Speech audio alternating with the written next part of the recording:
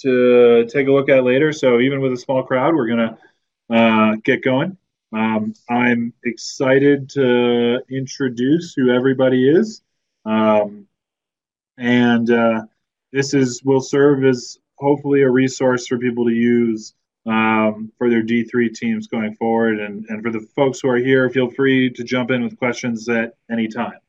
For those of you who don't know who I am, I'm Tom Manowitz. I am the College Division Manager for USA Ultimate. I am a full-time employee. I also manage the U24 national team program that Tulsa, our guest, was a part of.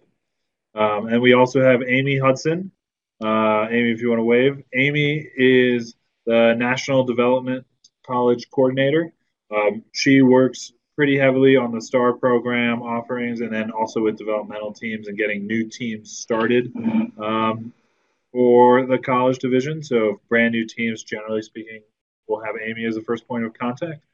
And then finally, we have our panelist and most important person here, Tulsa Douglas, who is originally from Amherst. Is that right? Originally from Amherst, Mass. A current student at St. Olaf University, member of the U24 women's national team, as well as a member of the elite women's team Root Squad. So Tulsa, I don't know if there's anything else you want to introduce yourself, but then I am going to hand it over to Amy, who's going to sort of lead us through a bunch of questions and talk about D3. Yeah, Great. I think you hit everything. Yeah.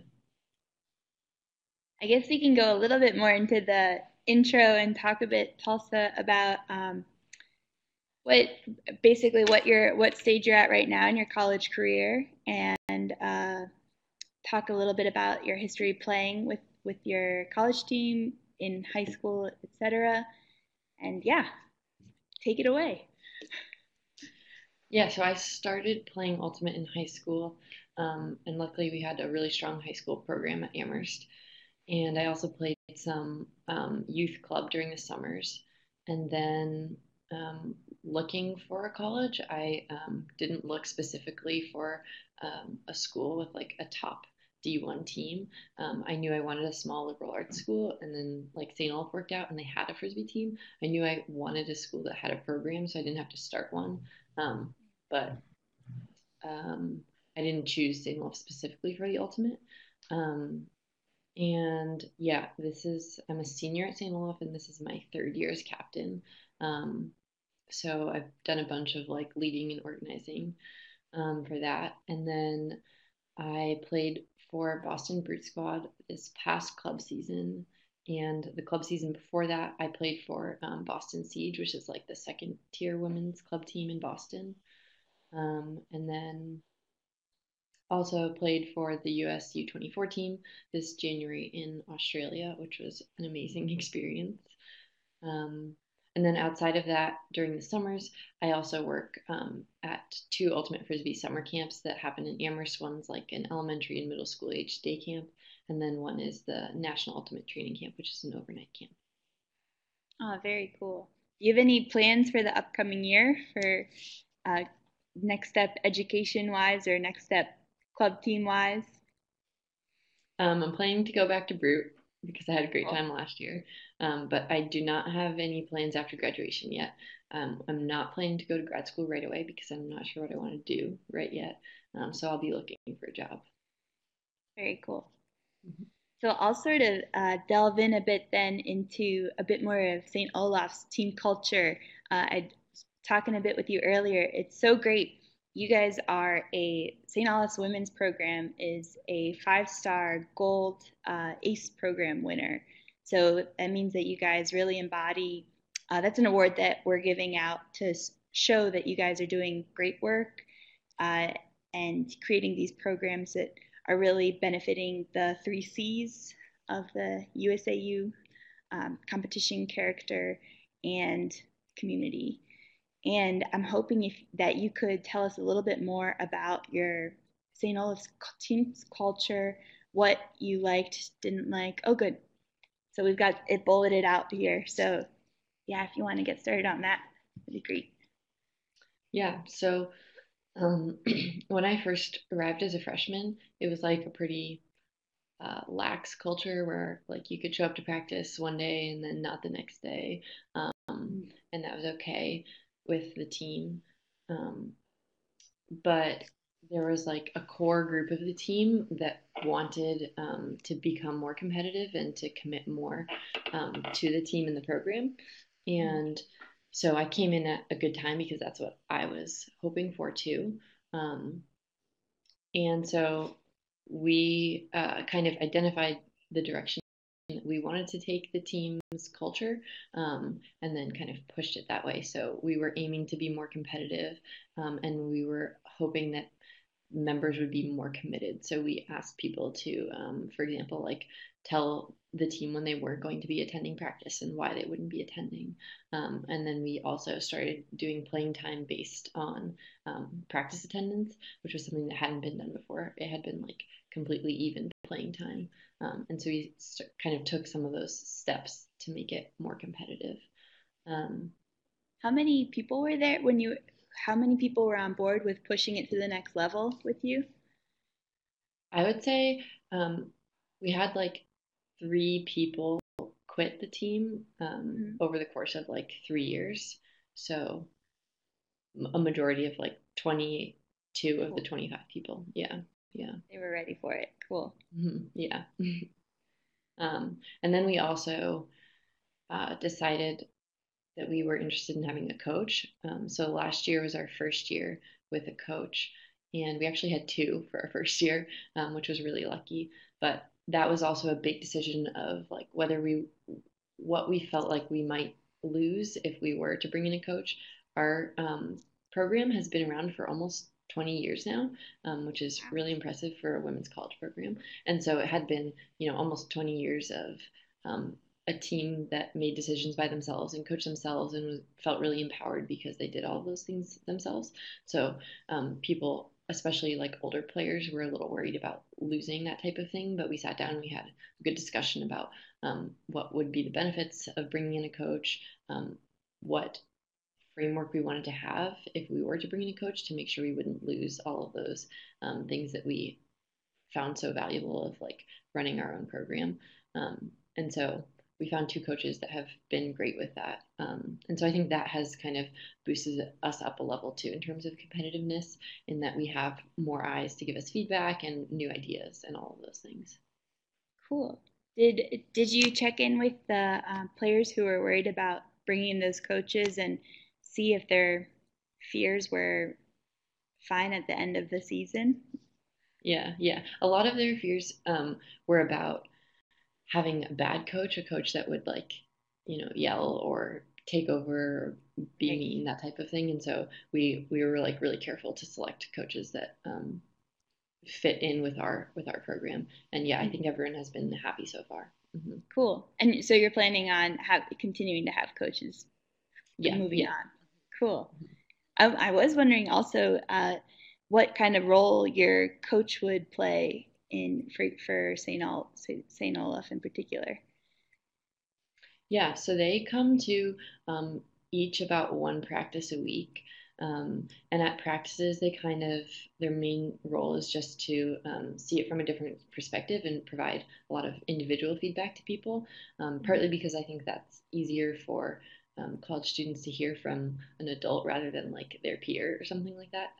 So they do that. And then they also come to some of our tournaments.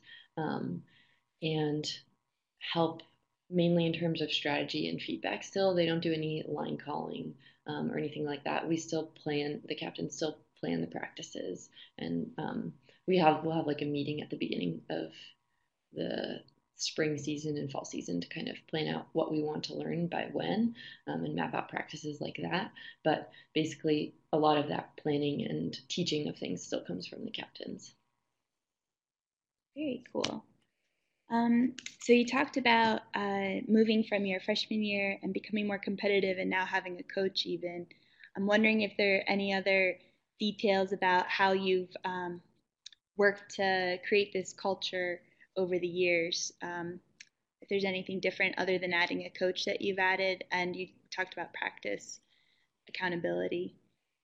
Um, Yeah, I think part of the making it more competitive has been like thinking ahead and really planning things out carefully. So um, early on when in my time at St. Olaf, like it would just be like show up to practice and do some drills, and it was basically the same drills every time that didn't really have a specific purpose. And so one of the things that me and my co-captains have worked hard to do is think about like identify things we need to work on, and then come up with practices themed around that specific goal, and then creating drills and scrimmages around that.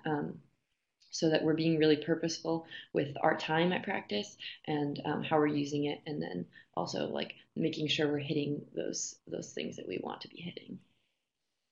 Cool. Is there any way that St. Olaf's really good at creating this fun spirit of the game, ultimate community, St. Olaf in particular? Yeah, one of our team values, I guess you would say, is positivity. So the balance of being really positive and supportive of each other, and then also being intense, and believing that those two things can go hand in hand, and knowing that we play our best as a team when we're being supportive of each other and having fun, which also comes with that intensity, and that's when we're most successful. Cool. Very cool. Are you co-captaining this year? Do you co-captain? Mm-hmm. Cool. So just you and another captain and your coach.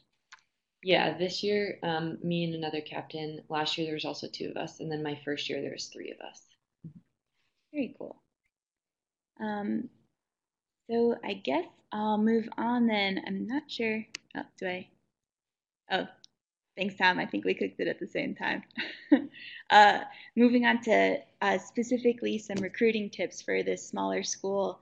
Um, yeah, do you do anything special to recruit? How do you get buy-in from the rest of the student body to join your team? One of the most helpful things for us was this year we had two players who were they we call them JCs. I think other schools might call them RAs. So like live on the floor of Mhm. freshmen specifically. So we had two that had two different floors of freshmen, and so that first week they were really huge in just like giving a bunch of women this opportunity to come out and do something and meet other people. And so we got a lot of new people out through that.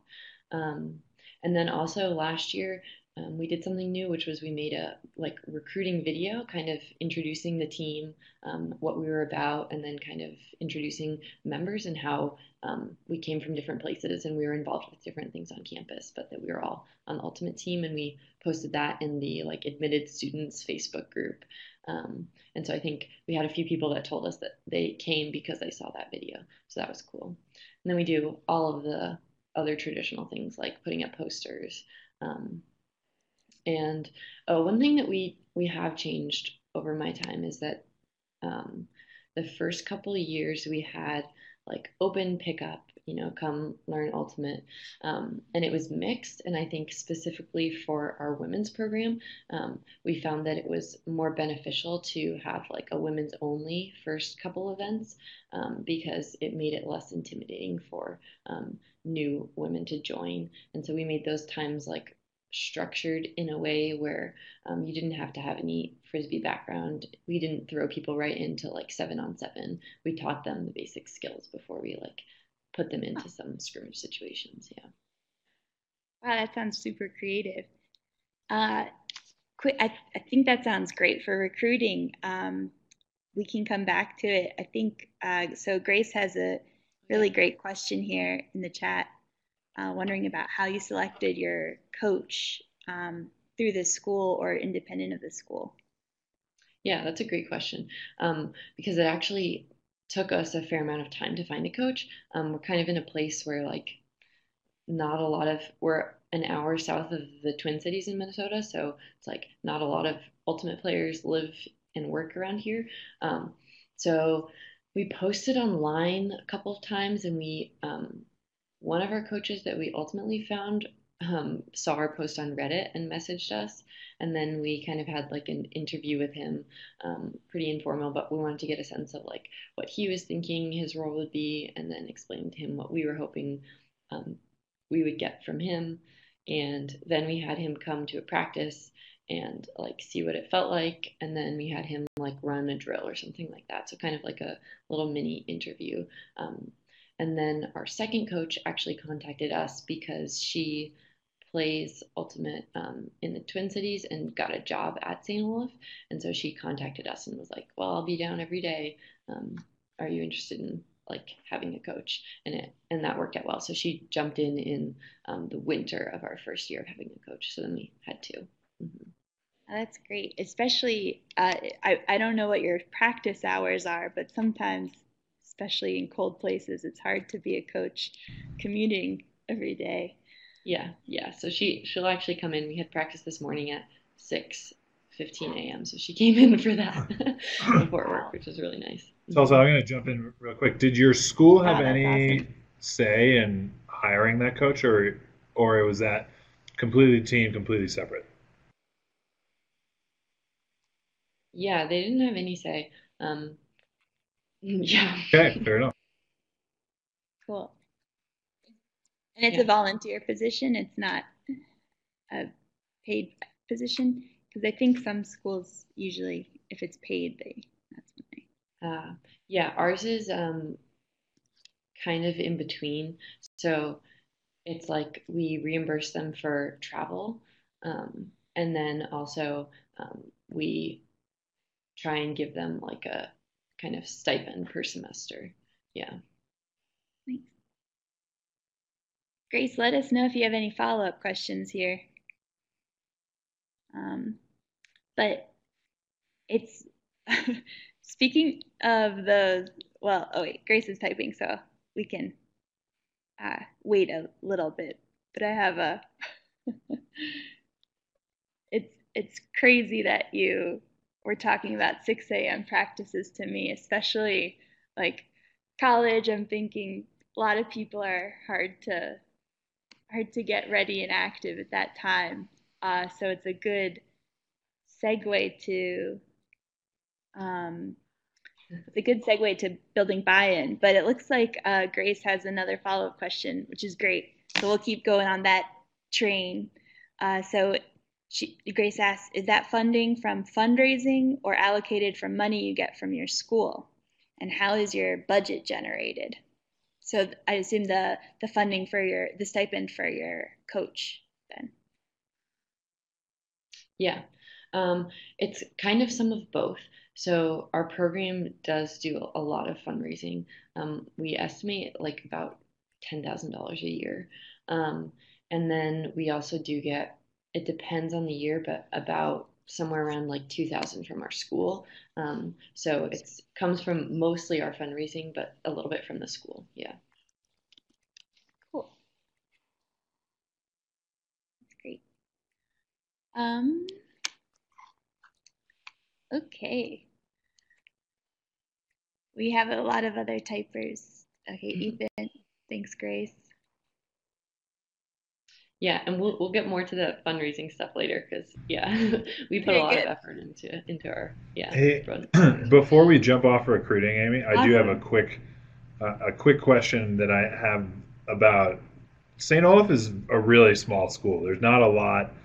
I mean, it's a D3 school, obviously. What do you do? What have you all done to sort of be competitive in recruiting people who have like in a small pool of people, and there are other club sports? How do you get to I think you have 20 on your team now. How do you and you might even have a B team at some point. Uh, so how do you Yeah. successfully keep people away from other club sports and playing Vortex? Yeah, I think part of it is getting them early. So we make sure that our things start right away when people are on campus. Um, and then part of it is making sure that they stay when they come. And obviously, a lot of people come and then leave and like don't come back.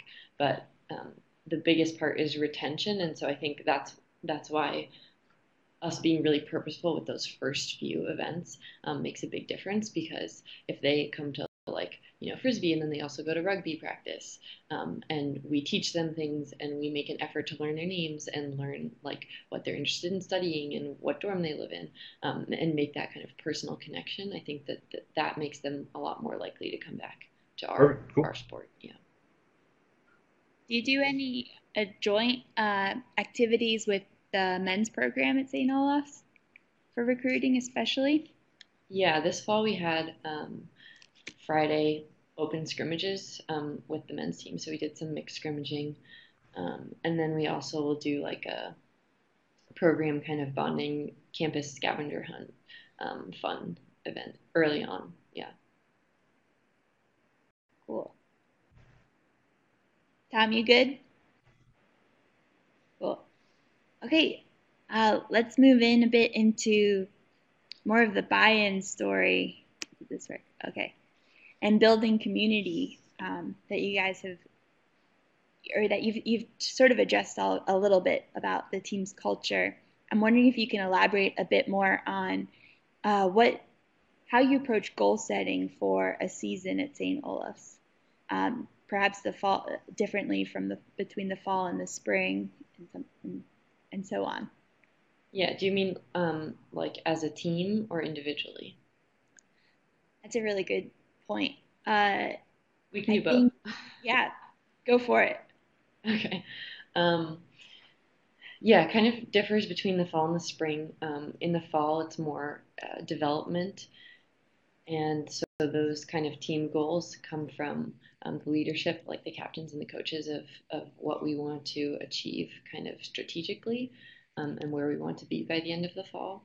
But a lot of it is building base skills, so like solid catching and throwing, that type of thing. And then this spring, we sit down as a team early on in the semester and kind of outline what we want our goals to be for that spring.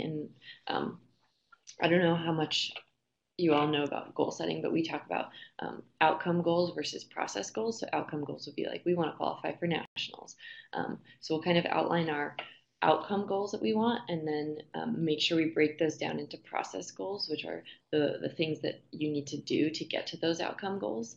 And so we want to make that clear for our team, so it's not like, oh, we want to go to nationals, but we're not doing all of the things that it requires to qualify for nationals along the way. So we'll talk about, like attending practice and doing workouts outside of practice and throwing outside of practice, and all those types of little things that go towards that end goal. So that's kind of what we do as a team. And then individually, we started a couple of years ago, we started doing individual meetings. So players sign up for a meeting either with like one captain or with both captains, and we kind of sit down. We ask them to come in and identify their strengths and then some areas for improvement, and we work with them to do a similar thing, like outlining the concrete steps that it takes to get to those goals. And so they have things to work on individually to help contribute to those team goals. Cool. Feel free to, if this is too much, but I'm wondering if you have an example that a goal that you yourself are either working towards right now or have over the past 3 years at St. Olaf's, individually, perhaps? Individual goals? Yeah. I think one that I've kind of been like fine tuning and like going back and forth, trying to find the happy medium is kind of like using my throws in a way where I am like working on new things and taking risks and kind of like teaching people where to be with my throws, but then also like not doing that to the extent where I'm just like throwing tons of turnovers. So kind of trying to find that happy medium in between the two is something that I've been working on. That's really cool. I feel it might be a little bit sidetracked too, but I mean, you're an elite player, and I'd like to know, I guess how you, yeah, you're setting these goals that really can fit into a different um, environment where you have newer players.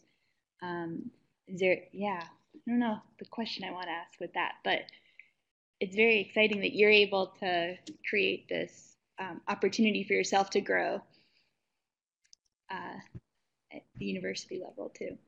Yeah, that's I think one of the cool things about D3, is that like you can use it how you want to use it. So like you can be working on these things, like for instance, reducing number of turnovers, and that's something that like is really helpful when you're playing in elite club. And so yeah, kind of like you have this opportunity to play and set those goals for yourself of what kind of player you want to be. Very cool. So also, I'm gonna jump in. Do you struggle? Did you not struggle? When you make the jump between the fall club season or even from the U24, your U24 experience back to St. Olaf, not not that they're not. I don't want to sort of talk about the value of the experiences. I think they're all valuable. But what do you think the biggest challenge is going from one to the other? Yeah, that's a good question. Um,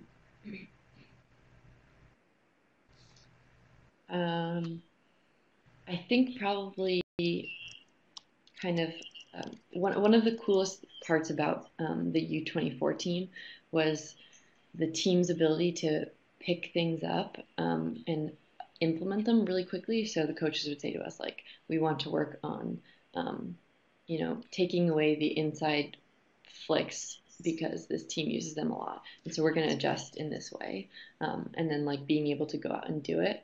And so then, like, coming back to St. Olaf, it's kind of like, okay, here's this thing we need to work on. And instead of it clicking in, 10 minutes of doing a drill, we'll take like multiple practices to get it down. So kind of, yeah, that adjustment of like knowing that things might take longer and might have to be repeated multiple times.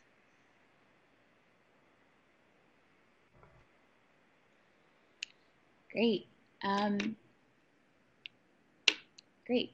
So following up a bit on from goal setting to creating buy-in with your team on those goals that you all have decided are important as a group and then individually. Do you have regular check-ins to reassess goals? Do you, tell me what you do to create that buy-in. Not specifically check-ins. That would be a good idea. That yeah, probably like a good next step. One thing we worked with this fall that was helpful was a throwing tracker. So we had like a inter-team Nice. competition. Record your minutes throwing, and then like it was a competition between grades, which really got people into that. So I think that kind of thing is helpful. Yeah, like friendly competition. That's always Yeah, great. yeah, but I think a lot of the buy-in and part of it is like people are bought in, but like I want to clarify that it's not, everyone is doing workouts every day type of thing. There's still, in my opinion, room for improvement in terms of that type of thing. But I think a lot of the buy-in comes from um, like a natural, like you show up at practice and you see other people have improved on things, or you see them doing things well, and so that kind of pushes you to want to go and work on things outside of practice so that you can come back and like challenge them. Wow,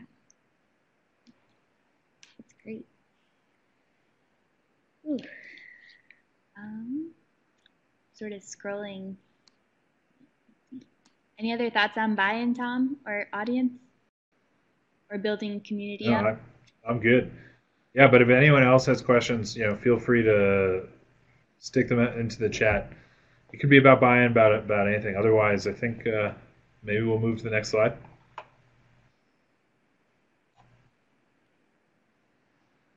Great. I think we just skipped the school support slide. So so we talked a little bit that you guys are getting a little bit of support from St. Olaf. And this is for you to use for traveling to different tournaments and Jackie. Jackie just wrote that she has a question on buy-in, so No problem. This is a good amount of participants that I think that it's great for us to be able to do this. Hear your questions. Wonder what it'll be.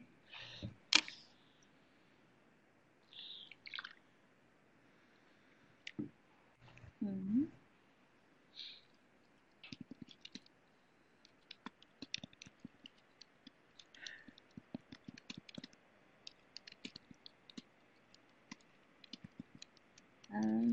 As Jackie's typing, Tulsa, do you? Oh wait, nope. There it is. Mm-hmm. I'll ask the question later. Okay. Okay. Jackie's wondering, in a college environment, everyone wants to be concentrated on schoolwork and grades. Good point.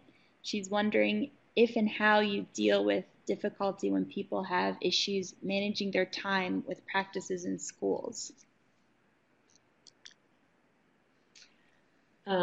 Yeah, so well, one of the things we try and do is like be really clear with our expectations when people are joining the team of we expect that you attend like 3 practices a week, and then it's like an average of 1 to 2 tournaments a month. And so we kind of try and put that really up front so people know what they're committing to. And then in terms of like the kind of week by week thing, we have an attendance policy that we decided on as a team. So kind of that like autonomy, everyone is a part of making the decision. So it's not just like forced on them.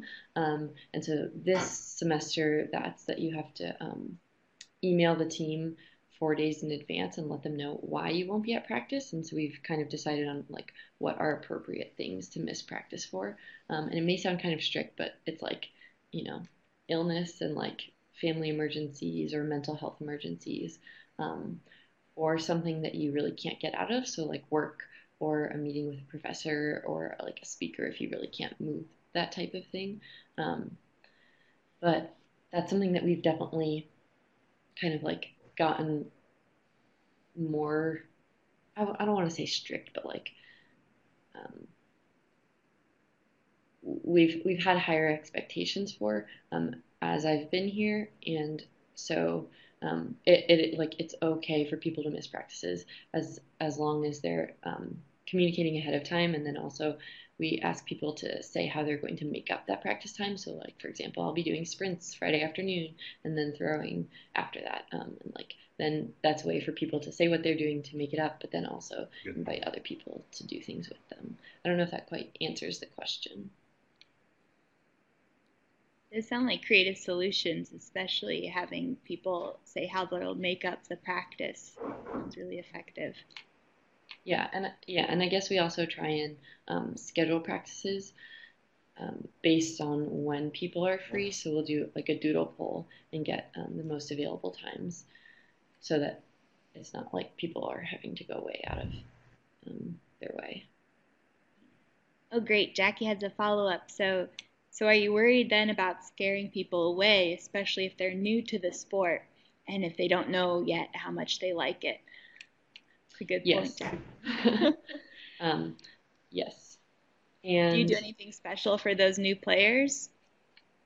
Well, so we have an A and a B team, and so we stay all together until usually the first week of October or so, and so that gives kind of 3 full weeks of open practices where we take attendance just to see who's coming, but it's not at all like people don't get punished for not coming to those because they're open practices. And so we kind of hope after those 3 to 4 weeks that the people that know they want to, we ask which team people are interested in trying out for, the A team or the B team. And so we're pretty clear about the attendance expectations before that, so that people kind of know what they can sign up for. But yes, we actually have had, we're lost any freshmen this year, but last year we did lose two of them in the fall. By the end of the fall, they were just kind of like overwhelmed with the amount of time, and so they did decide to quit. Yeah. They didn't want to go to the B team after that either. I think, yeah, one of them did join the B team. Yeah, and then one of them didn't. So yeah. Cool. We're getting some good typing in, so. It seems like while Grace and Jack here typing, I'm going to ask my one question that I had to sort of to fill a little time. Is there one thing that you do? Oh, nope, here it is. I interrupted again. Great. I'll keep fielding them, I guess, or just saying them out loud for everyone. So have you had an A and B team for all 3 years you've been captain / a more competitive team? And how are you able to deal with that before you had both teams? So I guess if you hadn't had an A and B team while you were at Tulsa or at St. Olaf. Yeah, we've actually had an A and a B team for I don't know how long. So they both existed before I arrived. I know. Yeah, it's like it's really lucky to have that structure because that means that anyone who wants to come play, there's a space for them. Yeah, and to have that already built and not have to create that is really lucky. And I think the biggest part of that is that we have a leadership that continues over on the B team, and so it makes it so that that team is continuing each year, right? So we have, somebody who is in her second or third year of captaining is a senior right now, and so kind of can, sign the team up for tournaments and organize all of those types of things. So follow up then is if you only had an A team, do you have any suggestions for making sure that people want to come to practice and getting them excited about that buy-in? Yeah, I mean, I think a lot of it depends on the team's current culture, and whether the team is at a place where they want to make a decision about, like pushing for the next level of commitment and asking for that from people. And I think that comes as like a decision together, because if like one person or the leadership wants that, but not everyone else does, then you won't get that same buy-in. So yeah, I guess trying to see what the team wants. I think that's been one of the most beneficial things for us is making decisions as a team so that everyone feels like they are kind of bought in and support that decision. So I don't know if that really is a suggestion, but yeah, if like you're looking for the team to be more competitive and to ask more from each individual, you kind of want to make sure that enough of the team is also looking for that too. That's great. Nice, Tulsa. Thanks. Okay. Thanks for the questions, Grace. I think we can touch a bit more on this school support. Oh wait, Tom, didn't you have a question? Let's just move on. I think it's best for everybody. Okay. Okay, great. So getting a bit more into that funding practice space question. Yeah.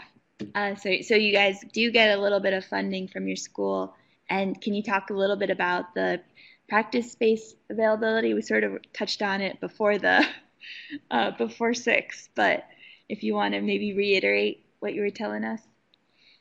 Yeah, so we're in a unique situation this year where we have in the past had 2 kind of indoor gym spaces that get shared by all of the varsity and club sports in the winter. And they actually started construction in one of them to build a hockey rink. So this winter we lost half of our indoor practice space, which means that we now practice at really odd times. So we practice Monday mornings at 6:15 a.m. and then Thursdays in the middle of the day we have like a community time where there are no classes. So we practice for an hour and a half Thursday in the middle of the day. And then we practice in the basketball courts on Saturday where we aren't allowed to throw any frisbees. So we're so that's a new challenge that we faced, and we've had to be creative with that. And so that's required like asking people to use any time that they can to throw in spaces that they can find. Um, I'm so really that's curious to hear about your no frisbee basketball court practices. it's a lot of conditioning. Yeah. Yeah. Cool. Um, Any fake throwing of frisbees? no, Or we not? actually haven't done Okay, that yet. That's a good idea. Yeah, scrimmage without a disc. great. Cool. Yeah, so in terms of that, it's a challenge to get support from the school. The person who does our scheduling is a big fan of the team and knows how serious and committed we are, and so she kind of is pushing and trying to get the people above her to support us too. But they're, for example, we have a turf football field, but only the football team is allowed to use it even though it's turf. And so like we could be practicing outside right now if they plowed that, but like that's not an option. So in terms of all of that, we definitely have to like push for what we can get from the school. In terms of funding, do you want me to go into funding now or wait on Yeah, that? that'd be great, I think. Yeah. In terms of funding, I think I would consider us lucky compared to other schools. I don't really know how much other schools get in terms of fundraising. Um, but we basically apply in the fall with a projected budget and then also a projected amount that we fundraise. And so it's kind of counterintuitive, but the more we fundraise, um, the less money we get from the school. But also, we have to prove that we're doing some fundraising for them to give us money. Um, So this year they gave us about $2,000, if I remember correctly, from our club sports funding account. And then we have been getting really creative and have started a couple new fundraisers in the past 3 years. So one of our big hits that other teams should definitely steal from us if they want to. We do a pancake fundraiser delivery, so we buy a bunch of like bulk pancake supplies, and then we have like an ordering system where people call or text one of our phone numbers, and we like make a ton of pancakes and then deliver them out around campus to people. And so that's like pretty cheap for the materials, and then it takes like 4 hours to actually run the fundraiser. We get some good tips and all of that. Um, That and sounds then, awesome. yeah, and it's like, it's not the worst. It's kind of fun. Um, Great. and then, yeah, we usually do it from like 8 to midnight. So we get people that like, don't want to Wow. leave their rooms at midnight. Um, and then we are doing like a t-shirt fundraiser, um, where people can buy shirts and, we make a little profit off of each one. And then we do a holiday card. So we take a picture of the whole women's program. We send it out to our alumni and then a bunch of family and friends, just kind of explaining that we don't get a lot of funding support from the school and asking for donations from them. Um, and one of our big ones is that we do run a tournament in the fall. And it's a tournament that we run with our men's team. Um, and something that actually we hadn't um, before my sophomore year. The women's team had never been a part of the organization of it, which meant that we also didn't get any of the funding from it. And so my sophomore year, we asked to help organize it and also to help then get some of the profits from it. So that has been really big for us too. Yeah, I think Tom and I can say for sure the running a tournament is a good way to get money. Ooh. Oh, nice. Ethan has a really long question here that my scroll feature is struggling with a bit. Okay, so beyond school support for funding and space, do you have guidelines you must follow for attending tournaments? I'm the captain of a men's D3 team at Luther College, and our club sports program has been put under a lot of pressure over the past couple years with some stringent travel policies. So no funding outside 200-mile radius unless you have a chaperone. Progress is slow in working with those guidelines. and the Luther teams get 0 from their admin. That's too bad there, Ethan, about the 0 from the admin. Do you have any ideas there, Tulsa, about, or? Yeah, we were talking about this a little before it started, but we don't really have any strict travel restrictions from the school, which I guess we're really lucky about. I didn't even know that that was a thing.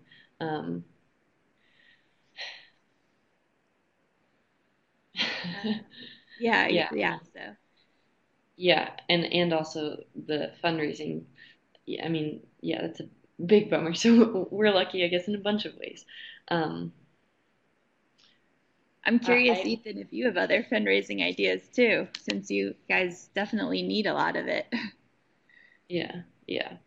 I would say I think one of the big things for us is kind of proving that we're a responsible club in that we, like show up to the meetings that we are asked to show up to and respond to emails quickly and do all of the correct paperwork for travel stuff. And I think that makes it so that the like school administrators kind of know that we're serious. And so that has helped with our reputations a little bit, but also, yeah, I mean, baseline, we don't have the same challenges that you have. One thing Amy talked about a little bit was the ACE 5-star program.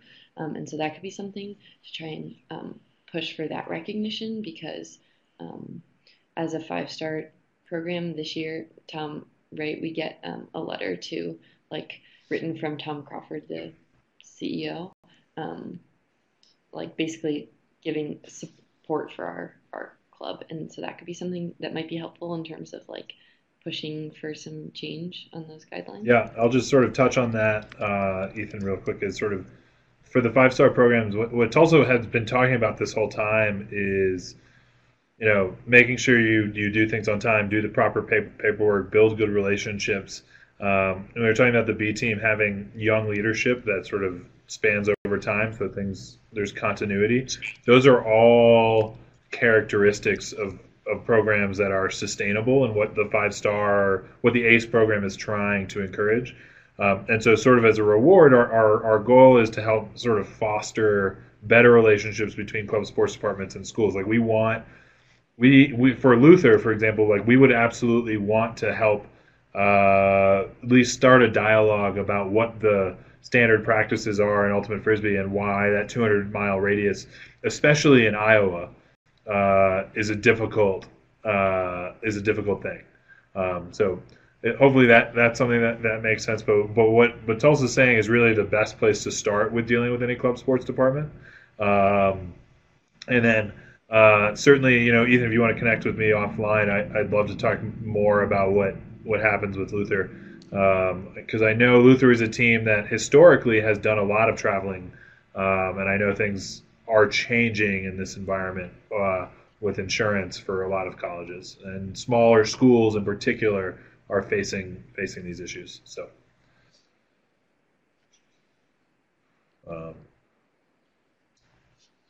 Ethan has a question. As we go, awesome, perfect, great. Just a comment. So should we? We're getting close to the hour. Should we move forward a little bit, Amy? Yeah, definitely the most exciting part too. So we're getting a bit more into this general flavor of D3 division. And what do you think is unique to this D3 division St. Olaf's playing in versus your other elite opportunities? What do you love about it? Yeah, I think one of the things I talked about before a little bit is kind of like how the division can like be such a great place for so many different people and different levels of ultimate. So we'll have like first year players that have never played before, and then like I play in the division and I play on a bunch of other teams, and so the fact that like I get to play on a team with those people, and then we get to play against a bunch of these other teams that have such a wide range of skill, but that are all um, like really excited to be there and really excited to be learning and improving, is just like a really cool environment to be a part of. And it's really fun to get to see teams that we play in the fall at like a first tournament that's a tryout for both of us, to then see them again at our like regionals tournament, trying to qualify for nationals and see how much both of our teams have grown, and like how individual players have grown is really cool. Cool. Great.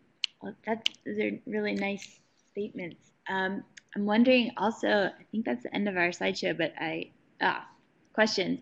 But I also was wondering if you had any resources offhand that you found to be really helpful as either a captain or a player in the D3 division, or just in general, I guess, with Ultimate. If you have any off the top of your head. Yeah, I mean, I'm lucky because I know a bunch of other Ultimate players from other things, and so I like use them as resources for new drill ideas, that type of thing. But something that we found helpful a couple of years ago, there's like a Without Limits packet that is online that has a bunch of good drills and ideas in there. And I'm trying to think what else. We've also kind of created some resources. So I created like a document that has a bunch of drills, and then me and some of my teammates that play at other D3 schools have added drills that their teams do, just as a resource of like a way to get new drill ideas, to mix things up. I just sent out yesterday to my team a list of the like 232 free women's games that are online right now, as a resource for them to watch things, because I think that's a huge way for people to learn, is just like watching Ultimate. That's great. Yeah, I'm trying to think what else. I'm looking for that link right now, Tulsa, as you were talking, the women's Ultimate link. I think I saw it in a Facebook group I'm in. Yeah, the link for women. Yeah, that'd be great. I can also pull it up. Actually, the Without Limits, Cool. it's geared mostly towards women's teams, but I think there's a lot of applicable stuff there for men's teams too. If anybody in the chat is interested, I posted the link to the Without Limits resources page in the chat there. And Ethan, I think we do have these budget type proposal outline stuff. If you get in touch with Tom or I, we can definitely point you in the direction. I'm blanking on where they are on our website. It'll be so. There's an older now college manual. If you go to the college page, and then there's going to be a college resources section, and it'll be in college resources on the USA Ultimate website. I'll throw the link up. The team development manual. I'll throw the link up for the team development manual, because I'm fully aware sometimes it can be difficult to find things on our webpage. But everybody should know this hasn't been totally announced in public yet, but it is if we officially have a web developer in-house as of a week and a half ago, which is very exciting. Yay. So once we transfer over from our current provider, there will start to be a lot of changes to our system, but we're still in a transition period. That's unrelated. Tulsa, Amy, I wanted, if anyone has any questions, now is a great time. It's slotted for an hour, and I don't want to take too much of anybody else's time. But Tulsa, thank you so much. This has been great. This has been awesome. Yeah. Yeah, thanks, Tulsa. If anybody else has anything else that they'd want to add, otherwise,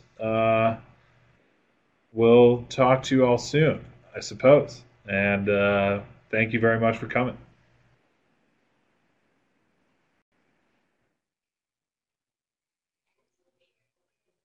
And this will be recorded or this has been recorded and will be posted on our YouTube channel.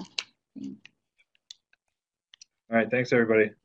Tulsa, do you have a few seconds? Cool. to stick around Yeah. once the meeting has ended. Yeah. I think we got thank yous from all of our 4 remaining. Thank yous and a heart from Sammy. Yeah, Sammy's my co-captain. Oh, nice.